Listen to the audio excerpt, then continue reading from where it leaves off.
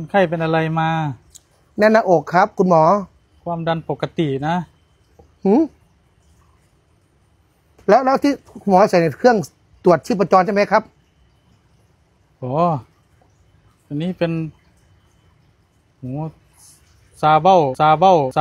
เครื่องฟังเพลงซาเบ้าเครื่องฟังเพลงอ๋อกูมาถึงโรงพยาบาลมั้งนี่ซาเบ้าปวดกูวันบอมแมนตั้งแต่มาเขาดันกูแล้ว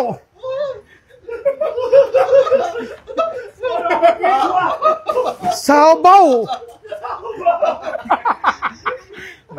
คลิปนี้ไม่ต้องตัดเลยเอาลงอย่างนี้ความดันปกติมาซานครับสาวเบา